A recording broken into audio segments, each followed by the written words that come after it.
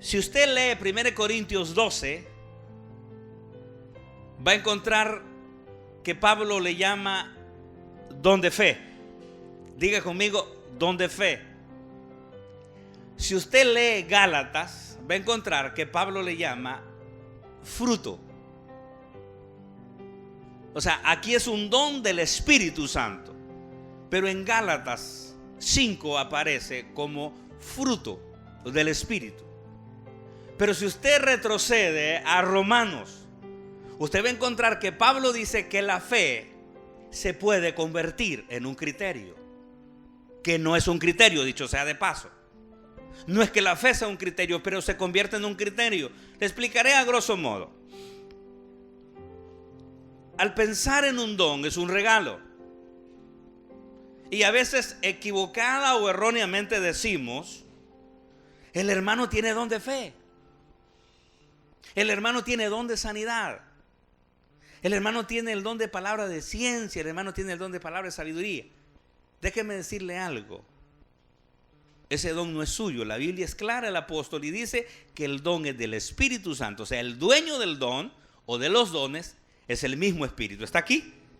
Ok, quiero que entienda bien claro esto, porque si esta es una serie, uno de predicador, déjeme decirle que uno siempre está pensando, quiere que nadie se pierda cuando uno inicia una serie de temas sobre un tema en particular que a uno le llama la atención.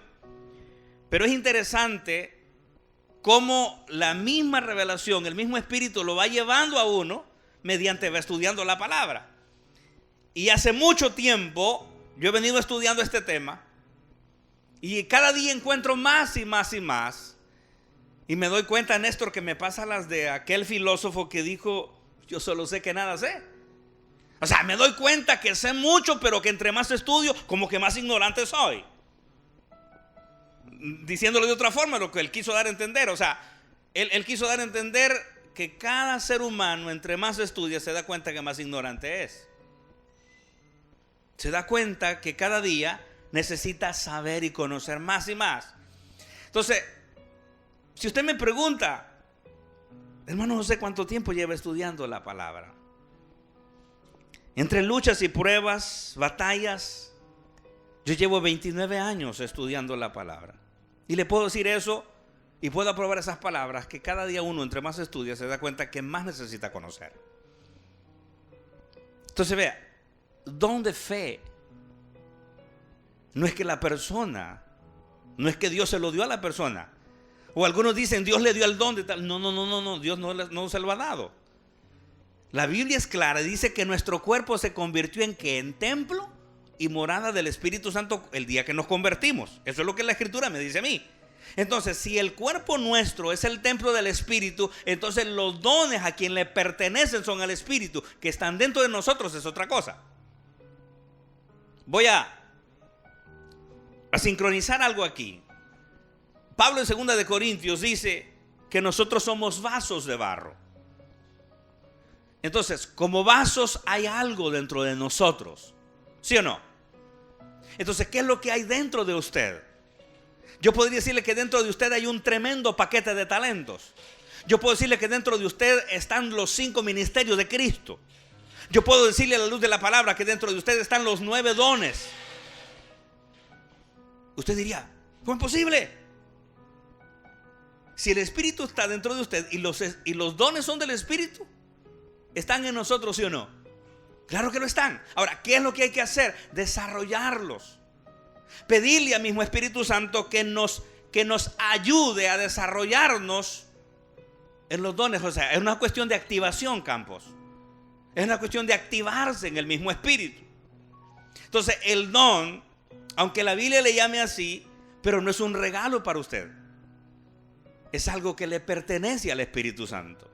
El don de la fe. Pero en Gálatas, así se lo doy a grosso modo, en Gálatas habla de fruto. Y cuando hablamos de fruto, si ese árbol fuera, por decir algo, un aguacate que tanto me gusta, le cuento.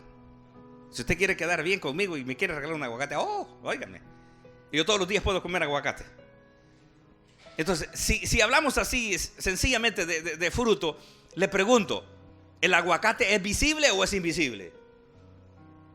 Es visible. Entonces, cuando la Biblia habla de fruto, es algo visible. Ahora, la pregunta es, si la fe es parte del fruto del Espíritu, ¿cómo es que se ve la fe? La vez pasada decíamos que la fe se ve a través de las acciones. Entonces la gente se dará cuenta que en su vida está siendo desarrollada cada día más y más la fe por lo que usted hace en Dios y para Dios. ¿Qué es lo que usted hace en Dios y para Dios? ¿Qué fruto está produciendo o está desarrollándose en su vida? El fruto nace y crece y se ve.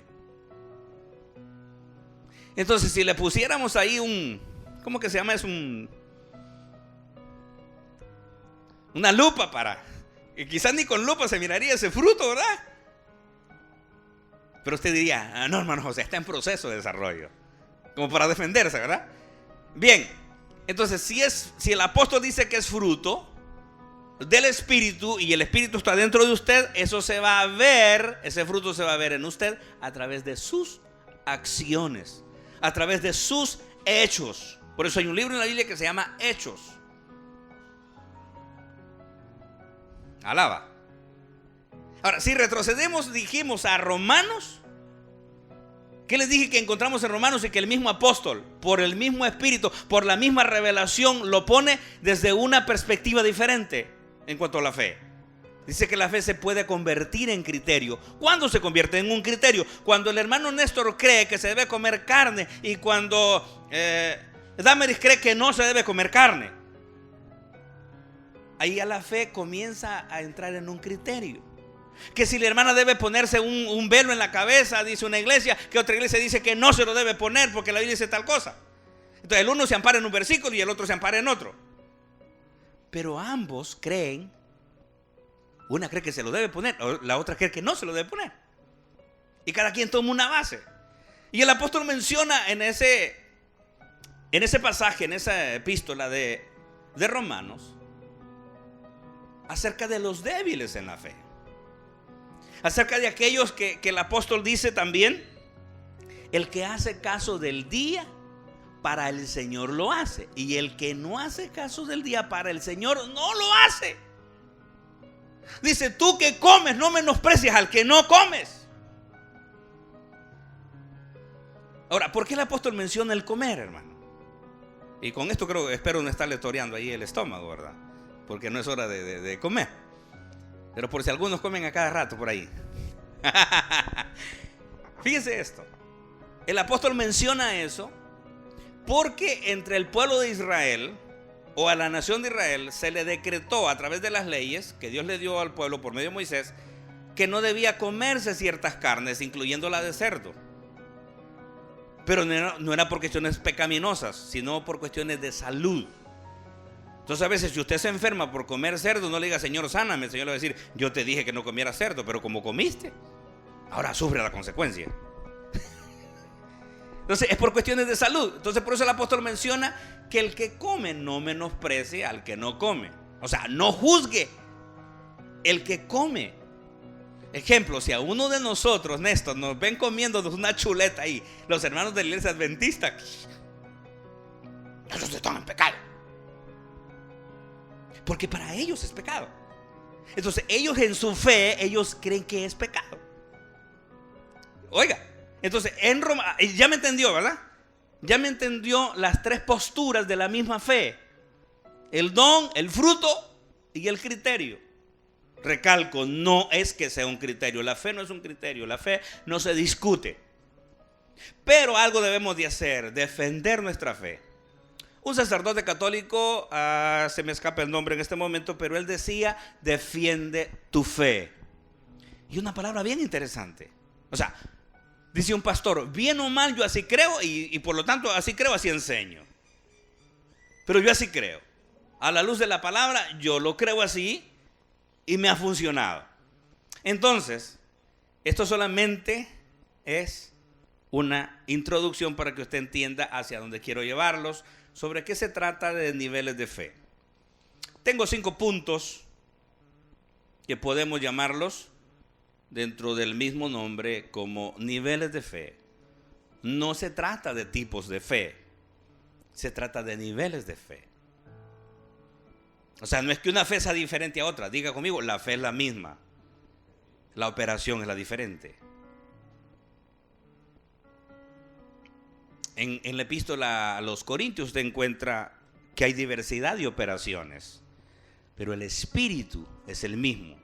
Cuando habla de diversidad de operaciones, está hablando de diferentes formas de desarrollarse, diferentes formas de trabajar. Entonces es interesante, hermano. Mire, cuando usted agarra la Biblia solamente como un libro común y corriente, como un paquín, como una novela, como un pasatiempo, hermano, usted no va a llegar a hacer crecer su fe. Fíjese que el apóstol mismo en Romanos dice que por el oír viene la... ¿Qué dice? Por el oír viene la fe. Y la fe viene por la palabra de Dios. ¿Qué está diciendo el apóstol? Si tú día tras día escuchas la palabra enseñada, predicada, el resultado de escuchar esa palabra, ¿qué va a hacer? Que su fe se va a incrementar, su fe va a crecer. ¿Su fe en quién? Su fe en Dios.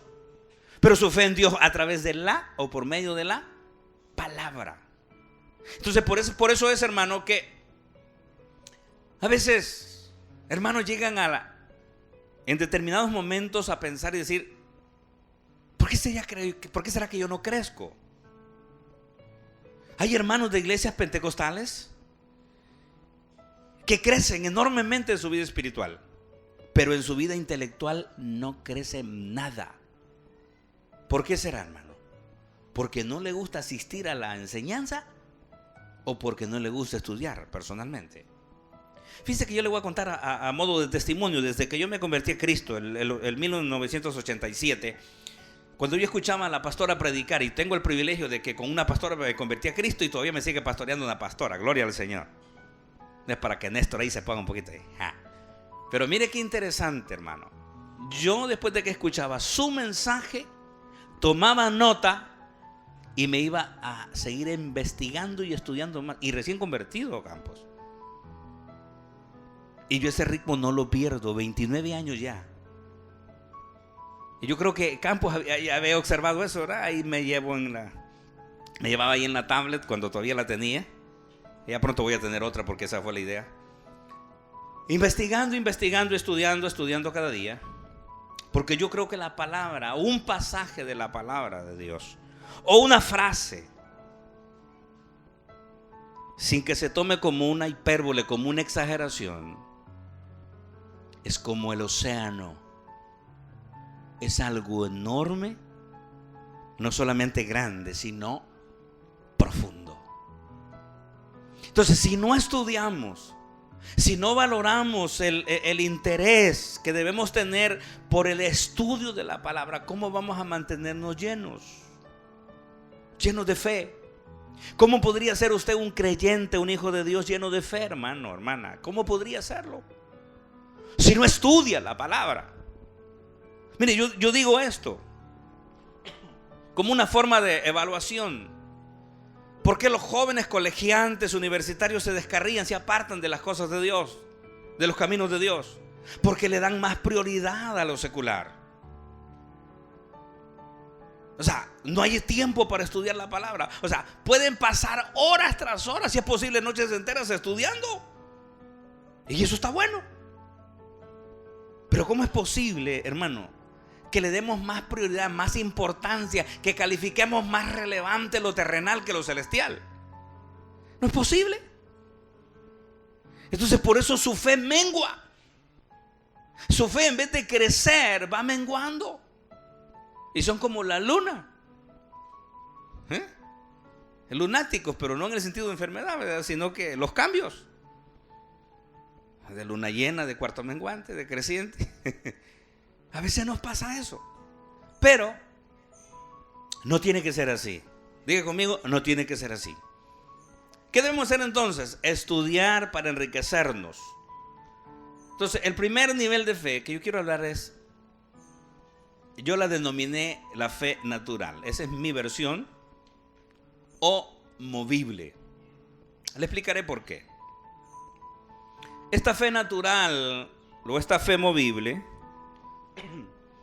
está más que todo, se puede identificar en aquellas personas que están sin Cristo, que nunca han conocido de Cristo por su palabra. Entonces, esa fe natural es la que nosotros traemos desde que nacimos. ¿Por qué en la Biblia se nos compara que debemos ser como un niño? Si Néstor le dice a Yamil, pórtate bien que te voy a hacer un regalo, ese Yamil le va a creer a Néstor 100% lo que le dijo. Y no lo va a dejar tranquilo, ni beber ni agua hasta que no le dé lo que le prometió. Porque el niño cree, como dicen, el niño cree a ciegas. Lo que papá o mamá le dijo, hermano, él lo cree 100%. Ahora, nuestra fe debe ser como la de un niño. ¿Cuántos dicen amén? O sea, una fe inclaudicable, una fe, hermano, que no desmaya, una fe inquebrantable, una fe inmovible sería en este caso. Pero la persona sin Cristo tiene una fe natural. ¿Por qué fe natural? Porque la traemos desde que nacemos. ¿Por qué movible? Porque se mueve para donde le dicen. El religioso pone su fe en todo lo que le dicen. San Caralampio, Santa Teresa, Santa Cachucha, ¿quién le digan? Él pone su fe en ello. ¿Por qué? Porque su fe no está centralizada en Cristo. Entonces su fe debe estar puesta en Jesús. Como dice Hebreos, puestos los ojos en Jesús, el autor y consumador de la fe. Alaba a Dios. Segundo nivel de fe, la fe salvadora. Los estudiosos dicen que el ladrón en la cruz, antes de morir, le dijo a Jesús: acuérdate de mí cuando vengas en tu reino. Los eruditos o estudiosos dicen que ese hombre solo tenía esa creencia de poder nada más ver salvación. Nada más. Ese hombre, hermano, antes de morir no pensó en galardón. No pensó en recompensa, porque él no hizo nada para Dios mientras estuvo vivo. Cuando usted vea la palabra galardón, recompensa, pago, retribución por su trabajo, Dios no galardona a gente que no haga nada para Él. Dios no galardona a gente que no trabaja para Él. Dios es práctico y Dios es fiel. Amén. Entonces, ese hombre no tuvo más que decir: acuérdate de mí cuando vengas en tu reino, pero minutos antes de morir. Alguien hacía un chiste y dijo: yo creo que ese hombre, la corona estaba como un alambre. Amén. O sea, sin una estrella. La Biblia habla de corona, habla de estrellas en la corona. Entonces, la recompensa que tendremos. Entonces, esa fe salvadora es la que inicia o principia cuando usted y yo escuchamos un mensaje a un pastor, a un evangelista, en una congregación, detrás de un púlpito, en un estadio o en un lugar público, y escuchamos una predicación acerca de la salvación y dijimos: sí, yo creo y yo recibo a ese Jesús. A eso Pablo le llama la fe por la gracia, o salvos por gracia. Tercer nivel de fe, a esta se le denomina la fe extrema. Fe extrema, el tercer nivel de fe. Esta fe extrema se encuentra en la Biblia en dos personas, una judía y una romana. Dos personas. La judía es la mujer que con aquel tremendo flujo de sangre, débil, repartió gente a diestra y a siniestra porque ella se propuso una meta: si tan solamente yo tocaré el borde del manto de Jesús, yo seré salva. Vea usted que ella usa la palabra salva. La palabra salvación no solamente se refiere de que el Señor nos libró de la eternidad sin Dios o del fuego eterno. La palabra salvación es librarlo.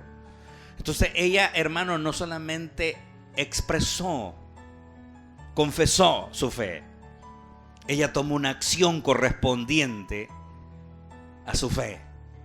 Había gastado todo lo que tenía en los médicos y nada le producía salud. Aquel terrible flujo. Pero ella, hermano, en el último momento, yo creo que esa mujer sacó fuerzas de la debilidad o fuerzas de la flaqueza y dijo: si tan solamente tocare el borde del manto de Jesús, yo seré salva. Oiga, lo creyó en su corazón, lo confesó con su boca, pero tomó una acción correspondiente. ¿Cuál fue la acción? Empezó a repartir gente a diestra y a siniestra hasta lograr tocar el borde del manto. El borde del manto, lo que en hebreo se conoce como el talí. No sé si alguien de ustedes ha escuchado la palabra talí. Era como quien dice el cinto que se amarraba a la cintura, lo que hoy quizá usamos como faja, ¿verdad, Néstor? ¿Ok? Pero ella dijo: hermano, le digo esto, no es que el talí tenía el poder, no es que el talí podía librarla de aquella terrible flujo, de aquel terrible flujo de sangre. No, diga conmigo, era la fe que operaba en ella. Amén. Quiero sacarlo a la luz de la Biblia de otro error que las iglesias, quizás por falta de observar bien el contexto bíblico, y es cuando hasta un canto hay que dice: con la sombra de Pedro se sanaban los enfermos. Y después dice: pero no era la sombra, ni tampoco era Pedro, era que Pedro tenía el poder del Nazareno. Porque, ¿qué dice el texto bíblico? Dice que la gente, oiga esto, la gente sacaba a los enfermos. Oiga esto, la gente sacaba a los enfermos. Aleluya. ¿Cuántos alaban al Señor? Oiga esto, la gente que tenía un enfermo lo sacaban a las calles. Pero la gente decía esto: si tan solamente la sombra de Pedro pasara por él o por ella, va a ser sanado. Entonces, no era el poder de Pedro, no era la sombra, diga conmigo, era la fe. Porque la gente expresaba lo que creían. Ahora, ¿por qué la gente hacía eso, hermano? De sacar a los enfermos y ponerlos a la orilla de las calles. Porque era tan enorme la cantidad de gente siguiendo a los apóstoles por una necesidad corporal. Si hay algo que la gente necesita es sanidad. Y buscan sanidad para su cuerpo donde sea. Hay gente que en un momento de tribulación, y hay gente que erróneamente dice: por si me falla la fe. Pregunto, ¿falla la fe? ¿Quién es la que falla? ¿La persona o la fe? Quien falla es la persona en creerlo. La fe no falla. Hay hermanos que son hermanos, entre comillas, dijo alguien, pero andan una 9, ¿verdad? Dice: esta la respetan los hijos de Dios, es la Biblia, y esta la respetan los hijos del diablo. Pero otros dicen: por si me falla la fe, hermano. Pero no hay tales. Entonces, cuando usted ve la escritura en esto, y dice: no era la sombra, ni era el poder que había en Pedro, era la fe. Por eso yo la vez pasada, en el primer mensaje de esta serie, yo hablaba de el poder de la fe. Entonces, no solamente lo creían en su corazón, no solamente lo confesaban, tomaban una acción correspondiente al respecto. No solamente decían, vamos a llevar a nuestro vecino y lo vamos a poner a la orilla de las calles para que cuando pase, aunque sea la sombra del apóstol, él va a sanar. Diga conmigo, fe. Entonces no era la sombra, no era el poder en el apóstol, era la fe de la gente. O sea, la gente querían quizás que, como mucha gente actualmente, no, es que si el pastor no pone la mano sobre mí, yo no me voy a sanar. Pues esa es su fe, señora. Si usted así lo cree, así lo confiesa, así va a ser. Entonces, pero como no había oportunidad de que el apóstol impusiera las manos sobre los enfermos por tanta gente, entonces decían, aunque sea la sombra que pase. Dice la Biblia que eran sanados. Puede decir conmigo esta tarde, qué poderosa es la fe. Ahora, todo dependerá de cómo usted actúe, de cómo usted crea, de cómo usted confiese o de cómo usted accione. Porque la fe es acción. Entonces, esa mujer, vemos en la escritura que ella toma una acción correspondiente al respecto.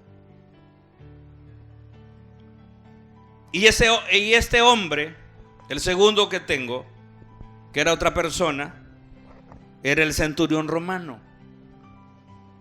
Él fue donde Jesús, él no era cristiano. Él era un hombre que tenía autoridad para gobernar a 100 soldados de lo que era el imperio romano.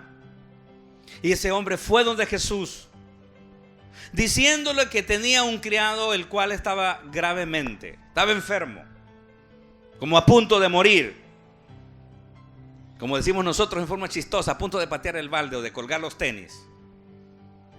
Él fue y Jesús, inmediatamente que este centurión le dice que tiene su criado enfermo, Jesús iba a ir. Ahora, ese centurión fue donde Jesús porque creía, ¿sí o no? De plano que sí, porque si no hubiera querido, él no hubiera ido. Él accionó. Y Jesús quiere hacer lo mismo, quiere ir donde vive el centurión, pero el centurión le dice, no es necesario que te muevas hasta mi casa. Solamente di la palabra y mi criado sanará. ¿Cómo se llama este nivel de fe? Fe extrema. O sea, ese hombre se sentía, hermano, tan indigno de que Jesús entrara bajo su techo, porque él sabía y conocía que para los judíos un gentil era como un perro. Él se sentía indigno de que Jesús formara parte de ese techo donde él vivía. Él le dijo, no te muevas, no es necesario que vayas hasta mi casa. Lo que yo vengo buscando de ti es una palabra. Diga conmigo, palabra. En Romanos 18, si no me equivoco, el apóstol Pablo dice, esta es la palabra de fe que predicamos. Diga conmigo, palabra de fe. ¿Cuál es la palabra de fe? Que si confesamos que Jesús es el Señor, creemos en nuestro corazón que Dios le levantó de los muertos, dice, serás salvo. Porque el corazón cree para justicia, pero la boca confiesa para salvación. Entonces siempre usted va a ver, hermano, en toda esta temática de la fe, de que la fe demanda acción de su parte y de mi parte. Aleluya. Amén. Amén, hermanos. Estaban como pensativos, ¿verdad? Así como rumiando, ¿cómo está esto?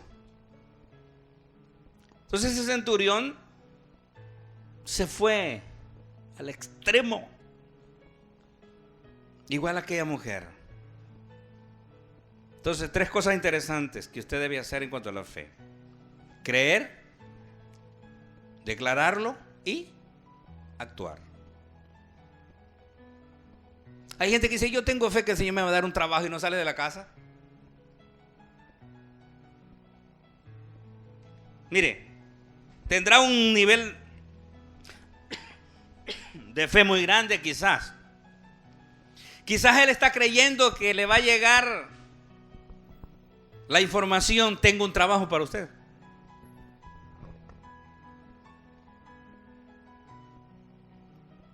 Hay gente que es así. Entonces, eso no funciona así. Jesús dice, pedid y se os dará. Eso es en oración. Pero lo segundo dice, buscad y hallaréis. ¿Esa es acción, sí o no?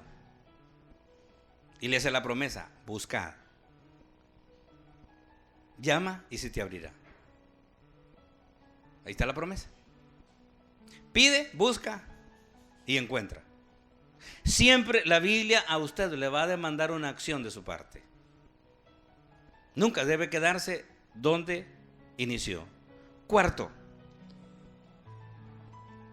nivel de fe. Esta se llama la fe de Jesús. Se me escapa ahorita el pasaje donde menciona esa frase, la fe de Jesús. ¿Quién tendría, hermano Toñito, en este tiempo la fe de Jesús? Un hombre fue tan impresionado al ver la fe de Jesús, de lo que él hacía, y él tenía a alguien con una necesidad también. Si no me equivoco, era alguien que tenía problemas de epilepsia.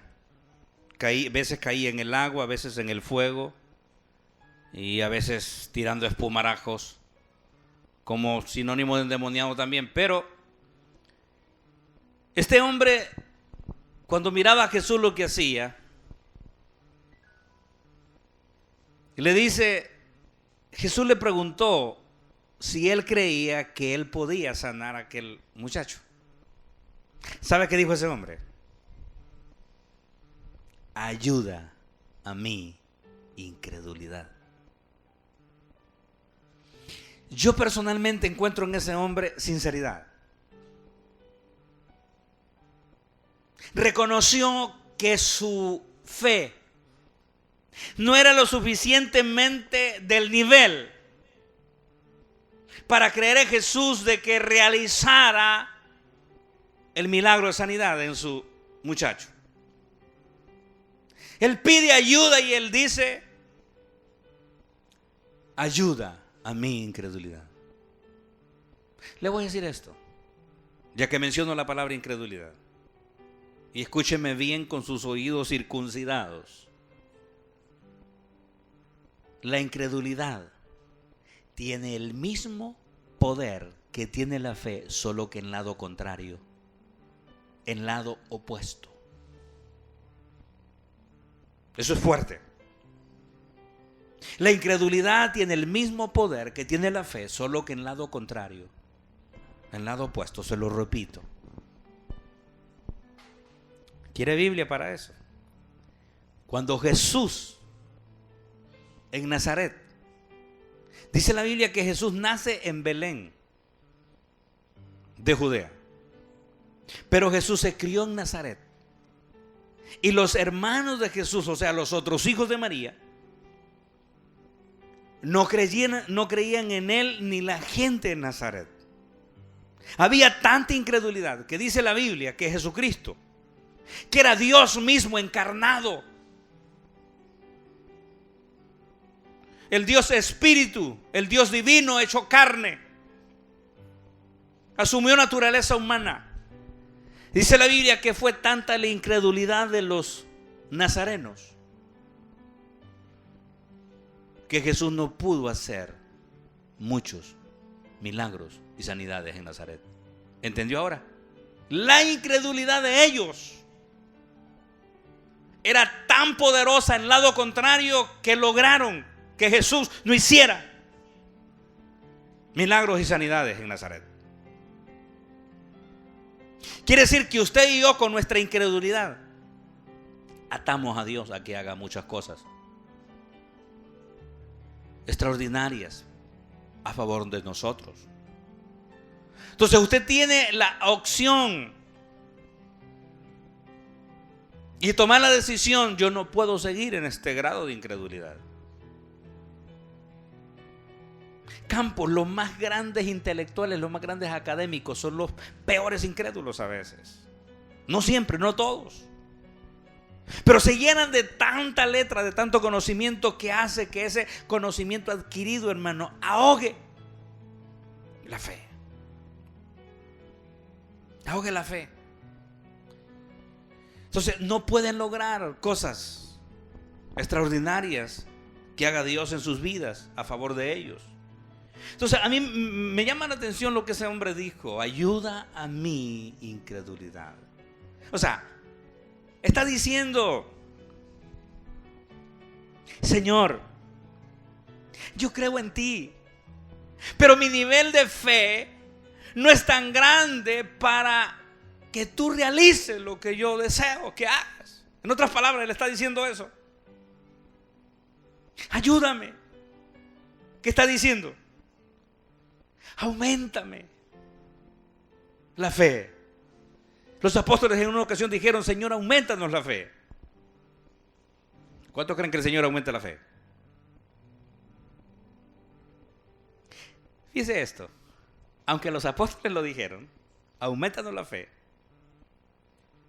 pero si usted lo analiza bien, se va a dar cuenta de algo: que la fe Dios no se la aumenta a nadie. Campos puede pedir un aumento de sueldo en su trabajo. De la fe no es como el sueldo que se le puede aumentar, de que su jefe, de que su superior se lo va a aumentar. No, no, no. Dios no le va a aumentar su fe. Dios le va a aumentar su problema, para que en medio del problema usted su fe la haga crecer. ¿Entendió eso? Dios no le incrementa la fe a nadie. Dios no le ayuda a creer a nadie. Es usted y yo los que debemos desarrollar. Por eso ya dijimos que el apóstol mismo dice que la fe es fruto, es parte del fruto del Espíritu, ¿sí o no? Entonces somos nosotros los que tenemos que desarrollar cada día esa fe, hermano. ¿Ya se dio cuenta qué tamaño tiene su fe? ¿Qué anivelada está su fe? ¿O qué tamaño tiene? Aleluya. Ayuda a mi incredulidad, dijo este hombre, porque él miraba la fe de Jesús, que hacía grandes cosas. Y como diciendo: wow, ¿cómo hará? El último nivel de fe con el que voy a concluir se llama el don de fe. Diga conmigo: don de fe. El don de fe en una persona que lo ha desarrollado, oiga esto, solamente declara lo que quiere y lo obtiene. ¿Qué está diciendo, hermano José? Dirá usted. El que ha desarrollado el don de la fe ya no ora por las cosas que quiere. Declara que las cosas vendrán y le vienen. Interesante escena. Hermano, ya no tengo que pelarme las rodillas ahí pidiendo. Una persona que ha desarrollado su nivel de fe, o que ha llegado al don de fe, puede profetizar sobre el futuro, lo que le va a suceder a alguien, sin que él sea profeta. Lo llevo en la Biblia, Éxodo 14:14. Moisés era profeta. Y ese texto pareciera ser que Moisés profetizó a la nación de Israel. Éxodo 14:14 dice: Jehová peleará por vosotros y vosotros estaréis tranquilos. Vea que Moisés le dice al pueblo, Jehová peleará, hablando del futuro. Pero repito, aunque Moisés era profeta, Moisés no está profetizando como profeta. Moisés está declarando una palabra de fe, comprometiendo a Dios de que Dios los va a librar de mano de los egipcios que vienen detrás de ellos. Le pregunto, ¿qué hizo Dios después de esa declaración de fe en boca de Moisés? ¿Los libró, sí o no? ¿Los libró? Entonces el nivel de fe compromete a Dios diciendo Dios lo hará. Y Dios lo hace. ¿Sabe por qué? Dice Dios, ya me comprometió y si no lo hago, quien va a quedar mal soy yo. Y este es de los que no claudica. Dice esto Dios lo hará y punto. Ejemplo, Hechos capítulo 13. Pedro no oró por el cojo del templo que estaba en el templo de la Hermosa. Si usted lee el pasaje, usted no va a encontrar que Pedro oró por él.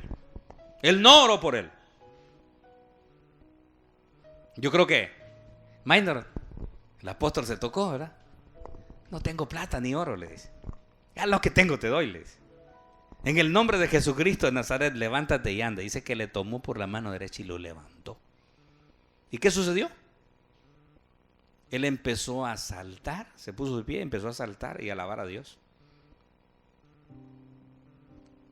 ¿Encuentra usted que en ese capítulo que Pedro oró por él?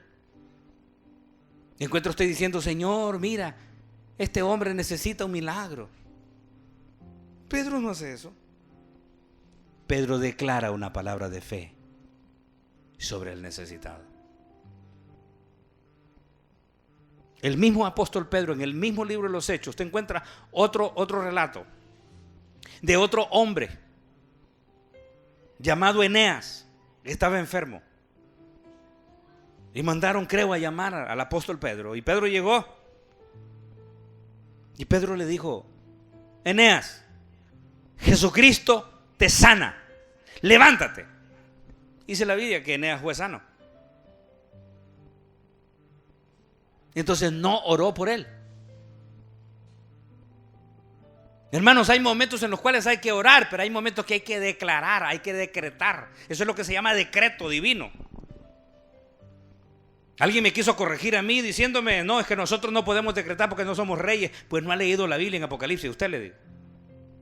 Dice que somos reyes y sacerdotes. ¿Cómo cree que le quedó el logo, hermano? ¿Y? Le digo, somos reyes y por lo tanto podemos decretar por la fe. Y sucede. Entonces el don de fe es para decretar.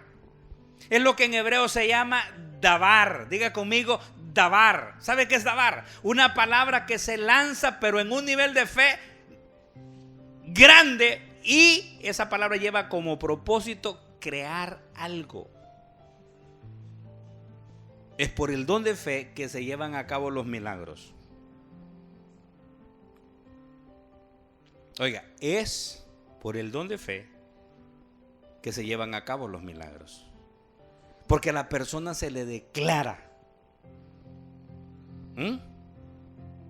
Se le declara. ¿Aquí dónde ve usted este peloncito? Yo le he dicho a un pie de casi 2 pulgadas más corto, alárgate y queda igual que el otro, y han quedado a la par los 2 pies. ¿Por qué predico esto, cree usted? Porque es lo que yo he vivido y es lo que quiero seguir viviendo. Que mi fe cada día se incremente más y más y más y más. Llegar al nivel, hermano, que si tengo hambre decirle, Señor, envíame un ángel con el mejor plato de comida. Sí, hermano. ¿Sabe que yo escuché a un hombre en YouTube, usted que le gusta tanto a internet, que ese hombre le dice, Señor, quiero comer tal cosa? Y cuando menos se acuerda, aparece en la mesa. Usted dirá, ¿cómo será posible?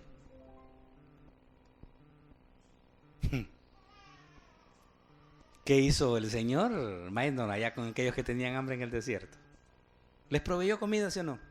Por favor, hermano, si está en la Biblia. Elías con una gran hambre debajo de un enebro queriéndose morir,